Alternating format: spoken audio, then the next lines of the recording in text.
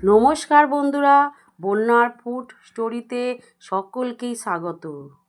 আজ আমি বানাতে চলেছি চানা মশলা বা ছোলে মশলা। উত্তর ভারতে বিখ্যাত খাবার ছোলে চাওয়াল বা ছোলে কুলচা বাড়িতে খুব সহজে কিন্তু একদম ধাবা স্টাইলে চানা মশলা বানিয়ে ফেলা যায়। কিন্তু এই চানাটি আমি মাটন ফ্যাট দিয়ে বানাবো, যা খেতে আরও টেস্টি হবে।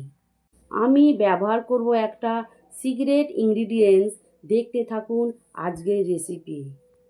প্রথমে আলু ও কাবলি চানা প্রেসারে দিয়ে 3টে সিটি দিয়ে সেদ্ধ করে রেখেছি। কড়াতে আমি সর্ষের তেল দিয়েছি, এর পরিবর্তে আপনি সাদা তেলও ব্যবহার করতে পারেন। এরপর এতে 2টো শুকনো লঙ্কা ও জিরে ফোড়ন দিয়ে তাতে কুচি করে কেটে রাখা পেঁয়াজ দিয়ে এটাকে ভালোভাবে ভেজে নেবেন। তারপর তাতে অ্যাড করবেন ছোট ছোট কেটে রাখা টমেটো। এরপর দুটোকে ভালোভাবে ভেজে তাতে 1 চামচ হলুদ গুঁড়ো, 1 চামচ লঙ্কা গুঁড়ো, 1 চামচ আদা বাটা, 1 চামচ নুন ও এই মশলাটা যেটি কিভাবে বানায় সেটা আমি ডেসক্রিপশান বক্সে দিয়ে দেব।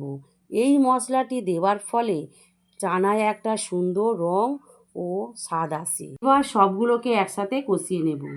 এরপর এতে সামান্য পরিমাণ জল দিয়ে স্বাদ মতন চিনি অ্যাড করব।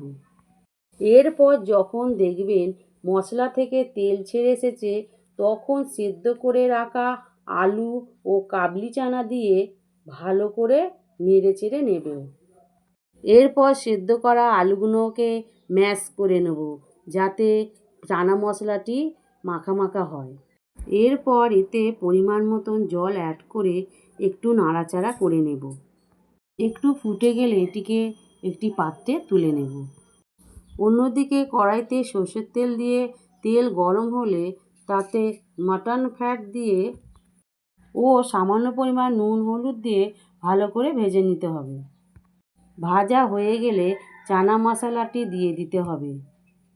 এরপর অল্প ফুটিয়ে নেবেন, কারণ ফ্যাটগুলো গলে যাওয়ার সম্ভাবনা থাকে।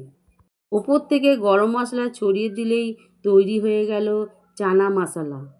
রেসিপিটা ভালো লাগলে অবশ্যই লাইক করবেন, কমেন্ট করে জানাবেন আপনাদের কেমন লাগলো। আমার চ্যানেলে নতুন বন্ধু হলে চ্যানেলটি সাবস্ক্রাইব করার অনুরোধ রইল। পাশে থাকা বেল আইকনটি প্রেস করে দেবেন, কারণ আমি চ্যানেলে নতুন রেসিপি দিলে আপনার কাছে পৌঁছে যাবে। আজকের মতন এইটুকু, ধন্যবাদ।